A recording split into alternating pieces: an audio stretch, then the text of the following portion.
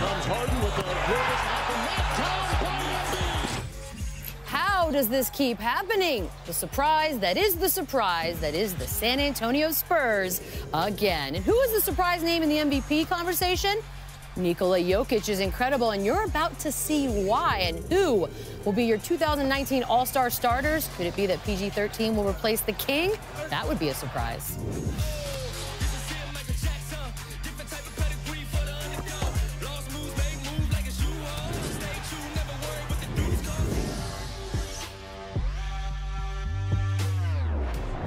Welcome to NBA Countdown, presented by Mountain Dew Ice.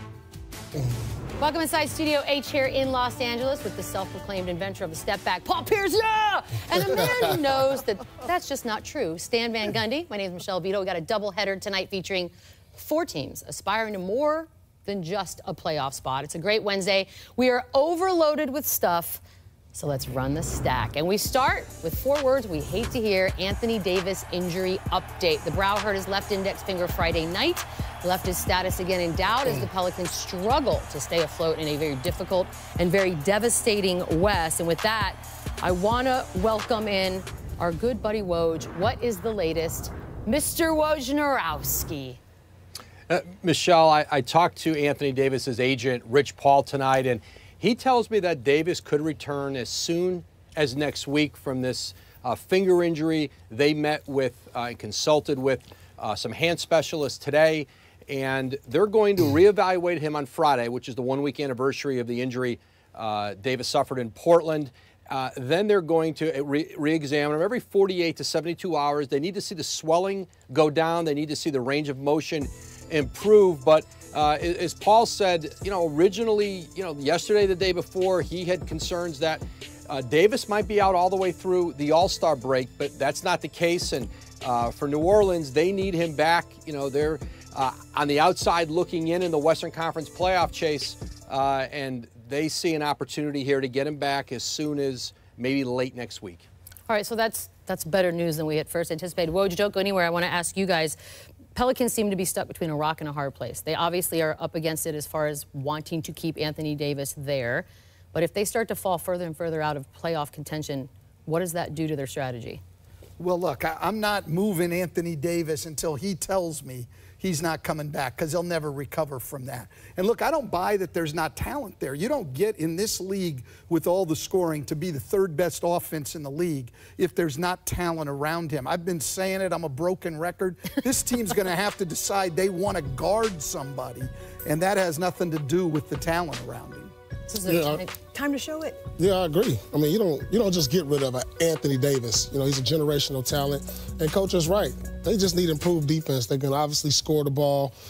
They just need a better defensive philosophy. I mean, it's not like they don't have good defensive players. Drew Holiday, E'Twaun Moore, Anthony Davis. They have good defense of guys around them. So I just don't understand why they're not in a better position than they are today, being in the 12th slot with a guy who is considered by many a top 5 player in the league. No question. Alvin Gentry, I think, one of the games last week when they were not very good defensively again, he even said that at one point. He said, our guys need to either want to play defense or we'll find somebody who will. So you could hear the frustration. I think he's exactly what you're saying. They've got people. They do. They have the people, like Paul said, and they can score the ball. There's talent there, and they've got good individual defenders. There's no reason they can't step on the gas a little bit defensively here over the second half of the year. We're going to stick with the Western Conference, because after losing 12 of 13, the Grizzlies appear ready to start to rebuild. And we'll go back to Woj here in a second. Memphis is now, according to him, listening to offers for its 2 biggest stars, Marc Gasol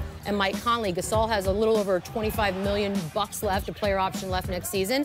And Conley can still make $67 million of the last 2 years of that deal. This one's interesting, Woj. What happens next for Memphis?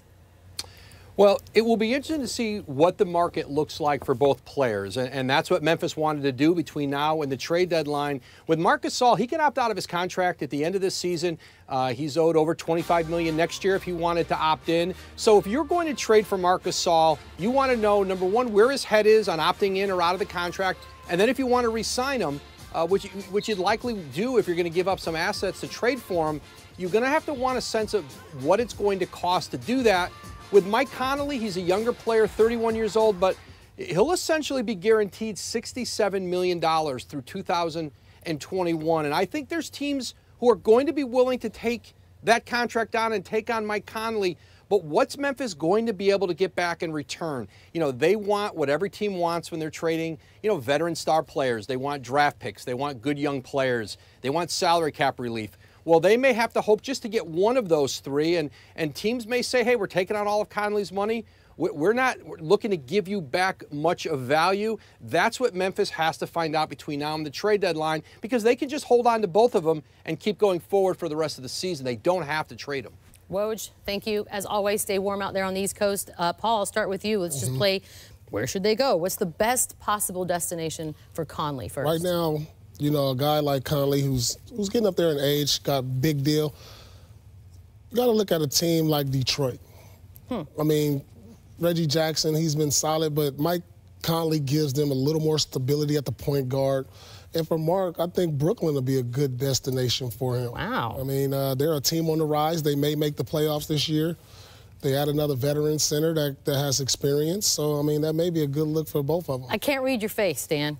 No, I think those are both. It's really hard to tell because Woj has got it right. I mean, the money's what's really going to play into this, what they can get it back. I'd like to see Mike Conley go home to Indianapolis and play for the Pacers. Put him with, besides Victor Oladipo in that backcourt. And I think now they're the most overlooked team in the East anyway. They're third. They're ahead of Philly and Boston, but we talk about those teams as contenders. Add Mike Conley to Indiana, I think they'd be great. And I'd love to see Marc Gasol in Charlotte.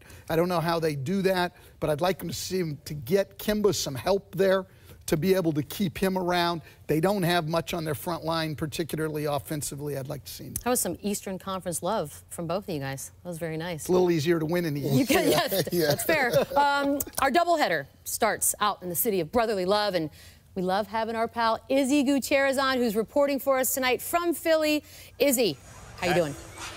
Good, Michelle, and hello, Stan and Paul as well. I'm going to start off with who's definitely not playing tonight, and that's Jimmy Butler, who's going to miss his second game with a wrist injury. Brett Brown says he doesn't think it's a long-term situation, but he will miss him tonight in a couple of areas. First, late-game situations where Jimmy Butler can create and make his own shot, and also in defense against DeMar DeRozan. Now, DeMar has been struggling in January, but he's had 5 straight 20-point games against the Sixers, so Jimmy Butler would help there.